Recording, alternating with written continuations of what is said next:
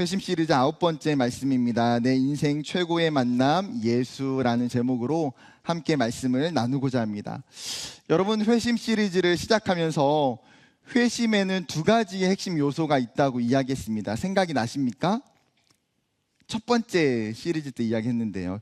회심 안에는 굉장히 특별하게 두 가지의 핵심이 같이 공존한다. 첫 번째는 뭔가요? 회개. 두 번째는 믿음입니다. 다 기억하고 계시죠? 여러분, 회심이 일어나기 위해서는요, 반드시 회개가 필요합니다.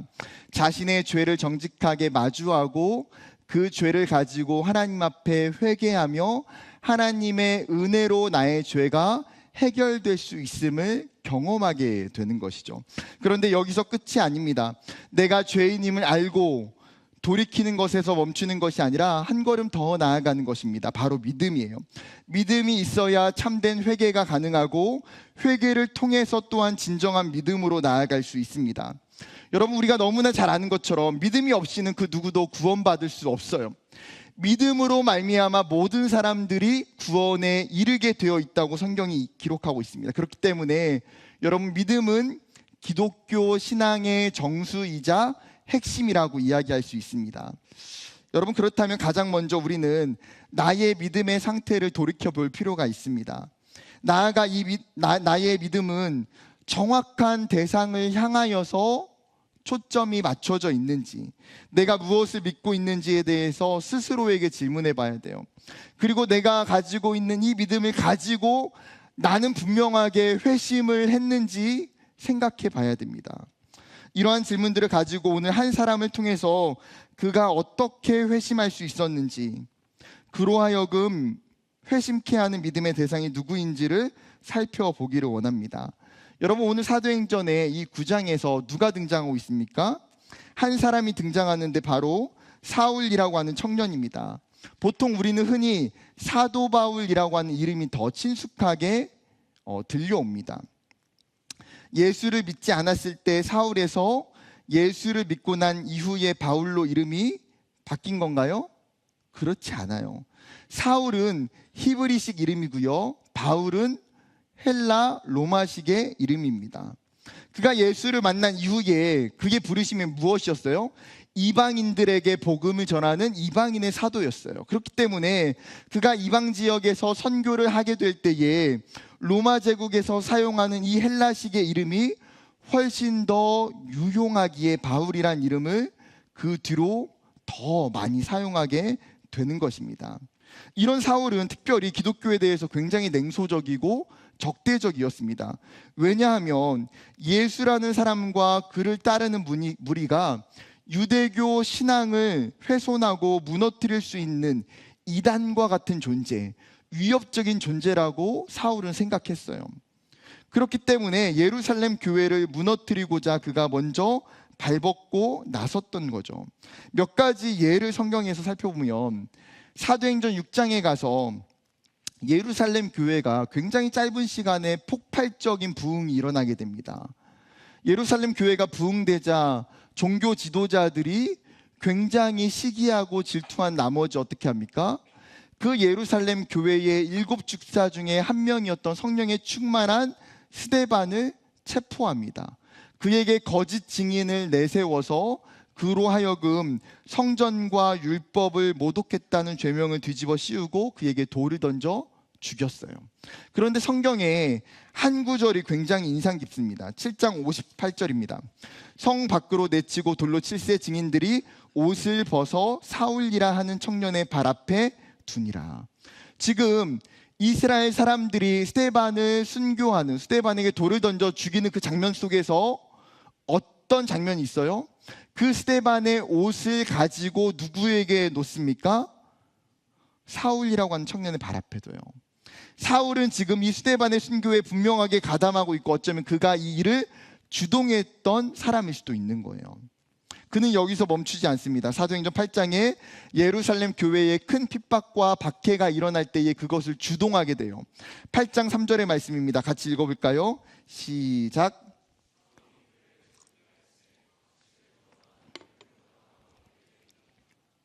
사울은 예루살렘 교회를 없애기 위해서 이를 갈고 있었습니다.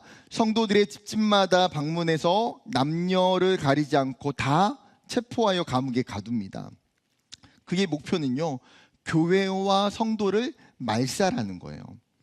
여러분, 오늘 본문 1절에도 보게 되면 여전히 뭐라고 표현합니까? 위협과 살기가 등등하여, 쉽게 번역하면 살인의 위협이 그의 마음속에 가득 차 있었다, 이 뜻이에요.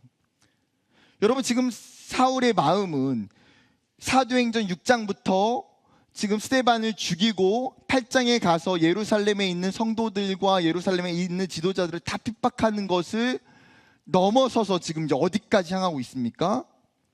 온 교회를 다 멸절하려고 하는 거예요. 사울의 머릿속에 온통 기독교에 대한 핍박과 제거로 가득 찼습니다. 여러분, 이런 사실을 바탕으로 사울을 정리하면 그는 어떤 사람입니까? 유대교를 맹신하는 광신도로 기독교에 대한 적대감이 가장 심했던 사람. 그로 말미암아 교회와 성도들을 핍박하고 박해하는 일을 진두지휘했던 사람. 예수님에 대한 잘못된 편견 때문에 그 잘못된 편견에 강하게 사로잡혀 있었던 사람. 성경에 나온 수많은 죄인들 중에서 어쩌면 가장 악하고 가장 예수 믿기가 불가능한 사람, 그게 사울이에요. 여러분, 그런데 그의 인생 가운데에 코페르니쿠스적인 혁명이 일어나요. 그의 인생이 완전히 바뀌는 대전환, 놀라운 사건이 찾아옵니다. 그게 오늘 본문이에요. 사울은 지금 사내들인 공회의 공문을 가지고 다메섹으로 가고 있었어요. 다메섹에 있는 그리스도인들을 모조리 잡아다가 예루살렘으로 데려오고자 하는 그 부푼 기대감이 그의 마음 가운데에는 있었을 것입니다. 그러나 그 기대가 한순간에 산산조각 나버려요. 그가 다메섹에 가까이 이르렀을 때에 갑자기 하늘에서 밝은 빛이 사울을 비추기 시작합니다. 분명히 환한 대낮이에요. 태양이 아닌 다른 강력한 빛이 그에게 임했습니다. 여러분, 성경에 보면 빛 혹은 불이라고 하는 것이 하나님 여호와의 임재를 상징하는 요소로 굉장히 많이 사용돼요. 그리고 이 빛은 하늘로부터 임하는 빛이었어요. 여러분, 성경은 지금 하나님의 임재가 사울에게 직접적으로 임하고 있다는 것을 이 빛이라고 하는 분명한 요소를 통해서 증명해 주고 있는 거예요. 여러분, 왜냐하면 이 빛이 지금 보편적으로 모든 사람에게 비추어지고 있지 않아요. 지금 사울이 다메섹으로 예수 믿는 성도들을 잡으러 가면서 혼자 가는 게 아니에요.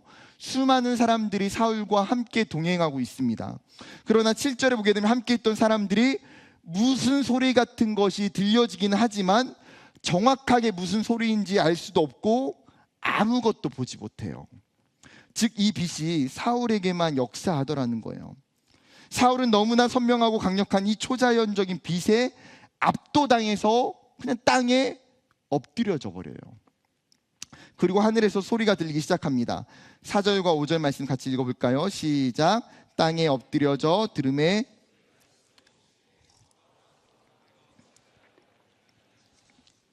대답하되 주여 누구시니까? 이르시되 나는 내가 박해하는 예수라. 여러분, 하늘에서 소리가 들려오는데 분명하게 자신의 이름은 정확하게 부르고 있어요. 사울아, 사울아. 여러분, 자신의 이름이 정확히 호명되는 이 선명한 음성 앞에 사울은 지금 이 초자연적인 계시가 자신에게 임하고 있다는 것을 모를 리가 없는 거예요. 왜요? 지금 나의 이름을 명확하게 계속해서 부르고 있기 때문에. 여러분, 예를 들어서 이런 거예요. 교실에 친구들이 많이 있는데 함께 앉아 있는데 누군가 교실 문을 열고서 햄버거 먹으러 교무실로 오래 이야기를 하는 거예요. 여러분, 이 메시지는 그곳에 있는 모든 학생들에게 주는 보편적인 메시지입니다. 그런데 누군가 교실 문을 열고 기도야, 햄버거 먹으러 교무실로 오래 라고 이야기하면 여러분, 이 메시지는 보편적인 메시지입니까? 아니요, 지극히 개인적인 메시지예요. 여러분이 이 소리를 들었다고 해서 교무실로 가면 됩니까? 안 됩니까? 안 돼요. 누구만 가야 돼요? 나만 불렀으니까 햄버거 먹으라고. 여러분, 왜요? 정확하게 이 메시지의 대상이 지명되고 있기 때문이에요. 하늘에서 들려오는 이 메시지는 사울 외에는 지금 아무에게도 들려지고 있지 않아요. 지금 그 목소리는 자신을 부른 후에 생각지도 못한 이야기를 선언하고 있으며 뭐라고 이야기합니까? 내가 어찌하여 나를 박해하느냐. 내가 어찌하여 나를 박해하느냐. 지금 여러분 생각해 보세요. 사울은 자신을 부르고 있는 이 음성이 누구의 음성이라고 예측했을까요? 옆에 있는 사람들이 부른 겁니까? 아니잖아요. 지금 이 특별하게 들려오는 이 영적인 음성에 대해서 사울은 지금 종교적인 열심이 뛰어나고 바리새인이고 얼마나 율법을 많이 알아요. 그가 분명하게 이 음성이 마치 선지자들이 들었던 여호와 하나님의 음성처럼 혹은 하나님의 사자를 통해서 들려오는 음성이라고 그는 생각했을 거예요. 그런데 지금 이 한마디가 그렇기 때문에 더욱더 충격적으로 다가오는 거예요. 왜요? 사울아, 너가 하고 있는 일이 하나님을 대적하는 것이고 하나님을 박해하는 일이야. 여러분, 사울은 지금까지 자신의 일이 누구를 위한 사역이라고 생각했습니까? 자신이 예루살렘 교회를 박해하고 수많은 성도들을 핍박하는 것이 누구를 위해서라고 믿었어요? 하나님을 위한 사역이고 하나님이 기뻐하시는 일이고 하나님께 영광이라고 생각했어요. 자신의 행동이 굉장히 의로운 행동이고 하나님의 사랑을 담은 헌신적인 행동이라고 믿었어요. 그런데 그의 생각 속에 지금 강력한 포탄이 떨어진 거예요. 예수를 믿는 성도들을 핍박하고 감옥에 가두는 것이 하나님의 기쁨이 아니라 오히려 하나님을 박해하는 것이라고, 지금까지 나의 모든 일이 선이 아닌 악이고 공의가 아닌 불의였으며 모두 잘못된 것이라고, 마치 시험을 열심히 보고 사울은 100점의 점수표를 기대했었는데 선생님께서 0점이라고 적혀져 있는 채점표를 사울에게 내밀고 있는 것과 똑같아요. 여러분, 혹시 여러분 중에 지금까지 누군가를 사랑하고 그에게 인정받기 위해서, 그 사람을 높이기 위해서 열심히 무엇인가를 다 했는데 오히려 그 수많은 노력과 수고가 반대로 그 사람을 깎아내리고 상처를 주고 그 사람을 비난하는 일이었음을 깨닫게 된다면 여러분, 그 마음이 어떨까요? 말할 수 없는 허무함과 허탈함, 정말 쥐구멍에라도 들어가고 싶은 창피함과 송구한 마음이 들지 않을까요? 그것이 지금 사울의 마음이에요. 사울은 너무나 충격적인 나머지 진상을 파악하기 위해서 정확하게 이렇게 질문합니다. 주여, 누구십니까? 지금 여호와 하나님이라고 예측하고 있는데 확인하고 싶은 거예요. 주여, 누구십니까? 나에게 말씀하시는 당신은 도대체 누구냐는 거예요. 이 사울의 질문 앞에 곧장 답변이 들려왔습니다. 뭐라고 음성이 들려왔어요? 나는 내가 박해하는 예수라. 나는 내가 박해하는 예수라. 와, 질문 괜히 했어. 차라리 안 할 걸. 그냥 하나님이라고 생각할 걸. 안 한 말이 못한 대답이 지금 돌아왔어요. 여러분, 사울은 지금 자신의 귀로 수십 번 의심하고 떨리는 마음을 주체할 수가 없는 거예요. 왜요? 지금 이 음성의 주인공이 누구예요? 지금 예수라는 거예요. 지금 나에게 찾아와서 나에게 이야기하고 나를 만나고 나를 부르고 있는 사람은 누구예요? 하나님이 아니에요. 예수님이에요. 예수님. 사울은 지금 이 상황을 도저히 납득하기가 어려워요.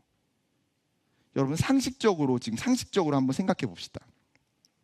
여러분, 사울이 예수님을 모르고 지금까지 수많은 일들을 계획하고 실행했을까요? 사울이 F가 충만해가지고 그냥 감정적으로 나는 유대인이니까 기독교인들 예수 믿는 사람 다 죽여야지. 여러분, 그렇게 한 건가요? 여러분, 사울은 굉장히 똑똑한 사람이에요. 굉장히 지성적인 사람이에요. 여러분, 예를 들어서 검사가 어떤 사건의 피의자를 고소할 때에 기소를 한다면 응당 어떻게 해야 됩니까? 이 사람과 관련된 이 사건에 대해서 면밀하게 조사해야 돼요. 이 사람이 무엇을 잘못했는지, 어떠한 죄가 있는지, 이 사람을 죄인이라고 기소할 만한 증거가 무엇이 있는지를 찾아서 준비해야 돼요. 그래야 그 사람에게 죄를 구형할 수 있고 죄에 대한 책임을 물을 수 있는 것 아닙니까? 여러분, 마찬가지로 지금 사울이 교회를 핍박하고 예수 믿는 성도들을 박해할 때에 예수 믿는 성도들을 향해서 그가 다 조사했을 거예요. 수많은 사건들을 다 조사했을 거예요. 그 중에서 여러분, 그가 가장 열심히 조사한 대상은 누굴까요? 이 초대교회 공동체가 시작되게 된 근원인 예수가 어떤 사람인지에 대해서 그는 분명하게 알아보고 조사했어요. 그 중에 예수님이 했던 수많은 기적들, 사람들에게 그가 했던 메시지들, 그의 주변에 있었던 수많은 인물들, 그를 만났던 사람들의 체험담과 간증들도 포함되겠죠. 뿐만 아니라 그가 재판을 받을 때에 십자가에 달려 죽게 된 사건 또한 면밀하게 훑어보았을 거예요. 그가 십자가에서 죽어야 했던 그 이유가 도대체 뭔가, 그를 죽일 수밖에 없는 죄인이라고 하는 분명한 증거가 뭔가, 누가복음 22장 70절에 있어요. 같이 읽어볼까요? 시작. 다 이르되 그러면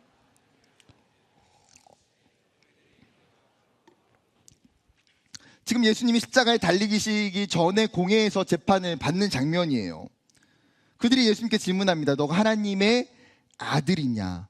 그때 예수님의 답변이 무엇입니까? 오히려 오늘 개역 개정보다 개역 한글이 원문의 의미를 더 잘 살려서 번역했는데, 개역 한글은 대답하되 너희 말과 같이 내가 그니라. 내가 그니라. 지금 뭐라고 질문했어요? 너가 하나님의 아들이냐? 예수님의 답변이 뭐예요? 내가 그니라. 즉 내가 하나님의 아들이고 내가 아버지와 동일한 신적인 존재라고 명확하게 예수님이 답변하셨어요. 그렇기 때문에 유대인은 그 예수님의 답변을 듣고 분노해서 그 예수님을 신성모독죄로 십자가에 달려 죽게 만든 거예요. 그게 결정적인 계기가 되었다고요. 사울은 지금 이러한 내용들을 바탕으로 예수와 관련된 수많은 이야기와 사건들이 팩트가 아니라 거짓이라고 단정 지었어요. 그렇기 때문에 여러분, 그가 예수에 대해서 생각했던 그의 관점은 무엇입니까? 변두리 나사렛 출신의 선동과 유대인들을 선동해서 유대인들을 무리를 일으켰던 사람, 3년간 인기를 끌었지만 33세 젊은 나이에 신성모독죄로 죽었던 죄인, 자신을 메시아라고 하고서는 이 세상 그 어떤 것도 변화시키지 못했던 허풍쟁이, 그렇게 잠깐 반짝였다 사라진 힘없는 인간. 그게 사울이 조사했던 예수에 대한 결론이었을 거예요. 그리고 그는 이 결론을 바탕으로 교회를 핍박했던 거예요. 이 결론을 바탕으로 성도들을 잡아온 거예요. 그런데 지금 하늘에서 들려온 음성은 누구의 음성입니까? 예수의 음성이에요.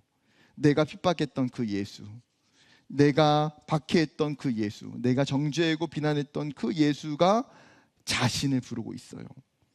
여러분, 이럴 때 지금 사울의 이 모든 감정을 정리할 수 있는 딱 한마디가 있으면 뭘까요? 딱 한 단어, 가장 좋아하는 단어, 망했다. 완벽한 표현, 망했다. 사울의 인생은요, 사실은 이걸로밖에 설명이 안 되죠. 망한 거. 왜요? 그의 모든 인생은 무엇을 위해 살았어요? 예수를 핍박하고 예수를 저주하고 교회를 말살시키기 위해서. 내가 거짓이라고 믿었던 모든 것이 거짓이 아니라 사실이었던 거예요. 그러면 이제는 예수님이 아니라 자신이 가장 심판받아야 마땅한 죄인이고 악인인 거예요. 나는 사울은 예수가 가장 죄인이고 가장 악한 자라고 믿었는데 이제는 역전돼 버렸어요. 예수가 사실이에요. 그러면 그 예수를 위해서 했던 자기가 어떤 사람입니까? 가장 악한 사람이에요. 가장 악한 죄인이에요. 이 정도 죄인이면 여러분, 예수께서 내가 박해하는 예수라 말씀하신 후에 강력한 벼락이 사울에게 딱 내려와서 사울이 즉사하고 끝나면, 여러분, 이러면 상황이 어쩌면 더 좋을 수도 있어요. 그렇게 되면 수많은 사람들에게 강력한 교훈이 되잖아요. 예수님을 대적했던 사울, 벼락 맞아 죽다. 교회를 핍박하고 박해하고 교회를 공격하면 어떻게 된다? 사울처럼 벼락 맞아 죽는다. 이러면 사실은 어쩌면 더 좋은 교훈과 가르침이 될 수 있지 않을까요? 그런데 예수님은 우리의 생각과 정반대의 길을 제시하세요. 자신을 대적했던 사울의 인생 가운데에 그의 잘못된 종교적 이데올로기를 깨고 그의 안으로 들어가세요. 죽어야 마땅한 사울의 인생 가운데에 더 큰 사랑과 은혜로 만나주세요. 진짜 진리를 모른 채 망할 수밖에 없었던 그의 인생에 참된 진리를 가지고 찾아와 주세요. 여러분, 오늘 이 사울의 회심이 우리에게 중요한 진리를 몇 가지 가르쳐주고 있어요. 첫 번째는 무엇이냐면 사울과 같은 죄인에게도 예수님이 찾아가신다는 거예요. 여러분, 사울은 단순히 예수님께 관심이 없는 정도가 아니에요. 앞장서서 보았던 것처럼 그는 누구보다도 예수를 핍박하고 박해했던 사람이에요. 그는 자신을 일컬어 뭐라고 표현합니까? 죄인 중에 괴수다. 내가 세상 가운데 있는 수많은 죄인 중에서 내가 가장 우두머리다. 나보다 더 악한 사람이 없다고 그가 간증하고 고백해요. 그게 맞기 때문에 사실이에요. 정말 소망이 없는 인생이고 자신이 저질렀던 수많은 악행은 용서받기가 어려운 것들이에요. 그러나 예수님은 수많은 사울의 죄악들을 용서하시고 품어주실 수 있는 위대한 사랑을 가지고 계신 분이에요.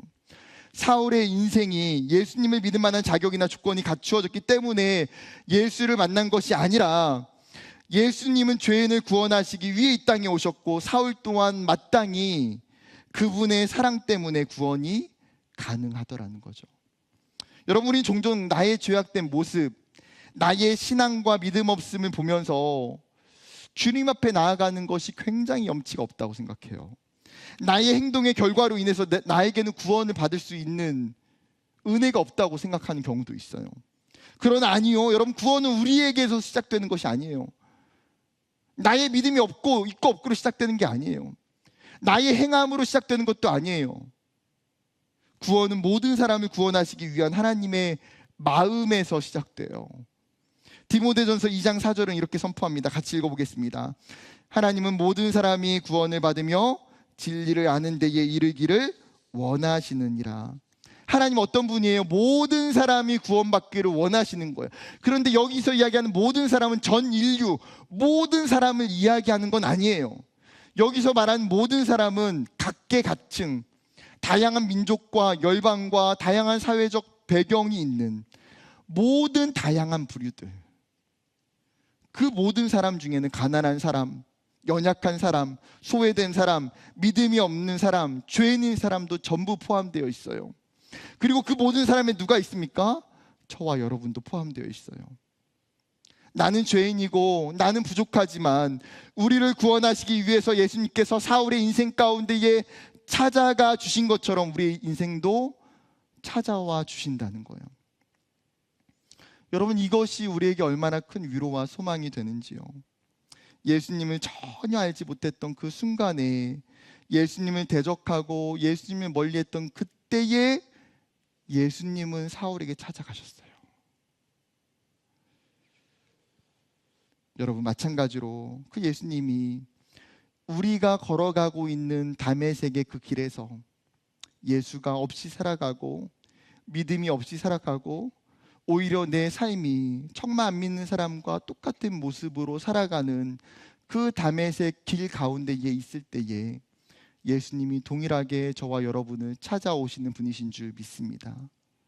그 다메섹 길에서 나에게 찾아오시는 그 예수님의 음성을 듣고 그분이 나에게 오셨음을 깨닫고 경험하는 저와 여러분이 되기를 원해요. 두 번째 진리는 예수가 하나님이라고 하는 이 사실이에요. 여러분, 사울이 예수님을 핍박했던 이유가 뭐예요? 인간이 자신을 하나님의 아들이라고 이야기하고 신을 모독하기 때문이에요. 사울은 예수님을 단 한 번도 신적인 존재라고 생각하지 않았어요. 그것은 사울뿐만 아니라 모든 유대인들이 마찬가지예요.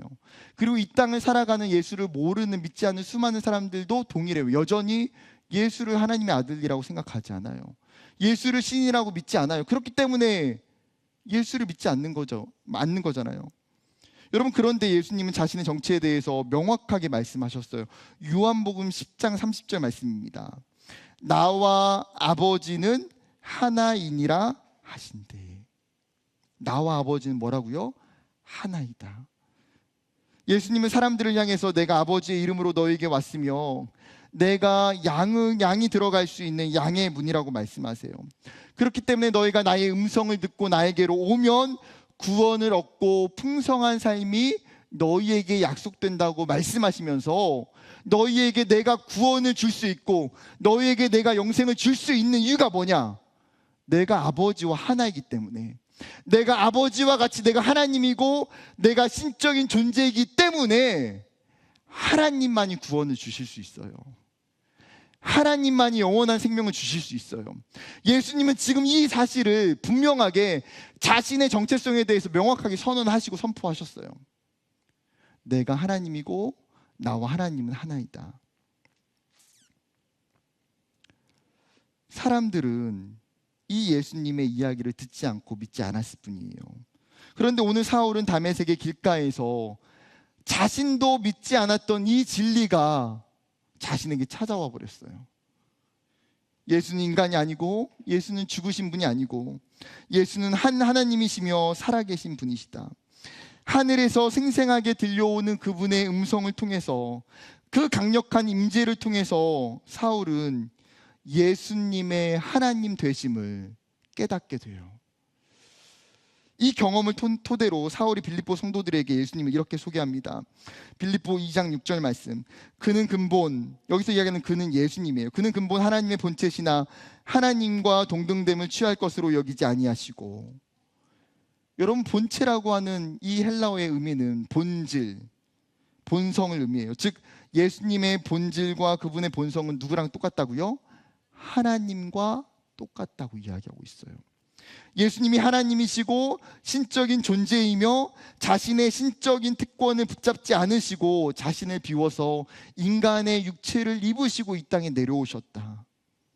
그분이 겸손하게 인간의 육체로 태어나셨다고 해서 그분의 신적인 존재가 달라집니까? 아니요. 전혀 변함이 없어요. 그분은 여전히 하나님의 아들이시고 여전히 그분은 하나님 자신이세요. 사울의 이 고백은 단순히 신학적인 논리가 아니에요. 자신이 예수님을 만났던 이 다메섹의 길에서 경험했던 생생한 진리예요. 그리고 성경이 오늘 사울에게 예수님의 하나님 되심을 알려주신 것처럼 여러분, 이 진리가 사실임을 우리에게도 가르쳐 주시기를 원하세요. 사랑하는 여러분, 여러분은 예수님을 믿으십니까? 여러분은 예수님이 하나님이심을 믿으십니까? 여러분, 예수님이 여러분을 위해서 이 땅에 오셨고 여러분의 죄를 위하여 십자가에 달려 죽으셨음을 믿으십니까? 그 예수님이 우리의 구원자 되시고 그 예수님이 유일한 길이심을 여러분은 지금 믿고 계십니까?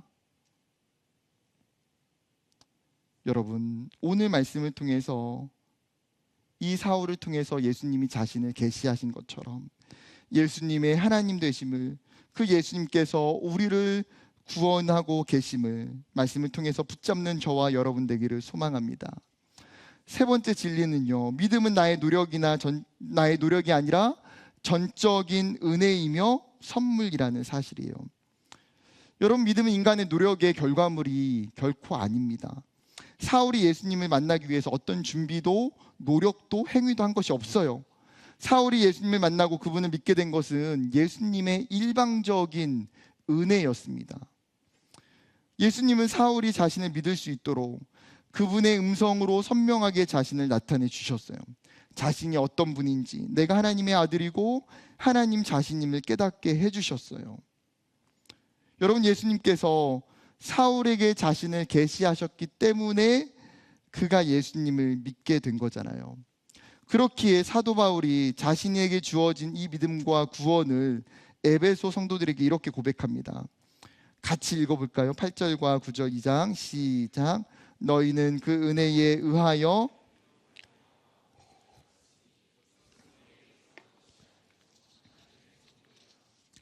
여러분, 구원이 행위에서 난 것이 아니니 이는 누구든지 자랑하지 못하게 함이라.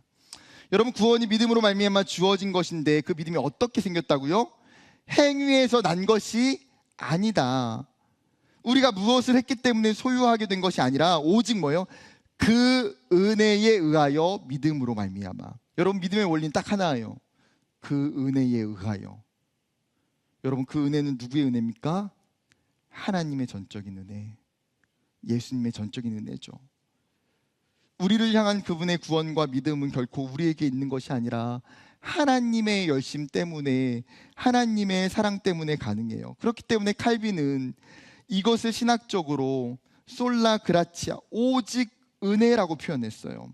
구원의 시작과 진행과 완성의 모든 과정이 하나님의 은혜에 달려 있으며 인간은 구원의 과정에 아무런 공로도 없다. 아무런 이바지한 바가 없어요. 여러분이 구원을 얻기 위해서 여러분이 행한 행위는 1%도 없어요. 솔라 그라치아, 오직 은혜로만 구원받았어요. 그래서 믿음을 뭐라고 표현합니까? 하나님의 선물이라. 하나님의 선물이라. 사랑하는 여러분, 우리의 믿음과 구원이 전적인 하나님의 은혜이며 선물임을 기억하길 원합니다. 믿음을 나의 노력과 행위와 연결시키려 하지 않고 오직 은혜로 말미암아 구원에 이르게 됨을 강하게 붙드는 저와 여러분 되기를 소망해요. 말씀을 정리하고자 합니다. 여러분, 믿음은 가장 우선적으로 믿음의 신앙의 대상이 되는 분이 누구인지를 정확히 아는 것이 중요해요. 여러분, 믿음장인 히브리서 12장 2절은 우리에게 이렇게 이야기합니다. 믿음의 주요 또 온전하게 하시는 이인 예수를 바라보자. 믿음의 주, 믿음의 진정한 대상이 되시고 온전하게 하시는 이인 누구를 바라보라는 거예요? 예수를 바라보라는 거예요. 그 예수가 믿음의 대상이에요. 믿음의 대상. 다른 것이 믿음의 대상이 아니라 우리가 바라봐야 되는 믿음의 대상, 우리를 온전케 하시는 단 한 분, 바로 예수 그리스도뿐이에요. 사울은 그 예수님을 만남으로 말미암아 자신의 인생에 혁명적인 변화가 일어났어요. 여러분, 우리의 인생 가운데 참된 변화, 우리의 인생 가운데의 진리의 혁명이 어디에서 일어납니까? 예수를 만남으로 말미암아. 그 예수가 내 인생에 들어오고 그 예수가 내 인생에 찾아올 때에 내가 그 예수를 나의 구주로 믿고 영접할 때에, 요한복음 1장 12절에 이렇게 선언하죠. 영접하는 자 곧 그 이름을 믿는 자들에게는 하나님의 자녀가 되는 권세를 주셨으니. 요한은 예수를 믿는 것과 또 다른 표현으로 뭐라고 이야기합니까? 예수를 영접하는 것을 동일시해요. 즉 믿는 행위는 단순히 지성적으로 받아들이거나 이해하는 것이 아니라 믿음의 대상이 되시는 그 예수를 온전히 신뢰함으로 이제는 그분이 내 삶을 통치하기를 내어놓고 그분께 의지하는 거예요. 내 삶의 주권과 통치를 예수님께 내어드리는 것. 사랑하는 여러분, 우리의 인생에 너무 복잡하고 많은 일들이 있잖아요. 그런데 우리의 인생을 아주 심플하게, 아주 단순하게 한 가지만 생각해 봐요. 여러분, 우리의 인생에서 가장 중요한 게 무엇입니까? 여러분, 지금 여러분의 인생 가운데 가장 중요한 게 뭐예요? 그 가장 중요한 거 한 가지만 선택하라고 여러분들에게 묻는다면 여러분은 무엇을 선택하시겠습니까? 여러분, 예수를 믿는 것, 이 청년의 때에 그 예수를 만나는 것이 우리 인생 가운데에 가장 중요한 줄 믿습니다. 그 예수님과의 만남이 우리의 인생 가운데 가장 귀한 만남인 줄 믿습니다. 이 예배를 통해서 또 여러분의 삶을 통해서 찾아오시는 그 예수 그리스도를 끊임없이 경험하고 만나는 저와 여러분 되기를 주님의 이름으로 축복합니다.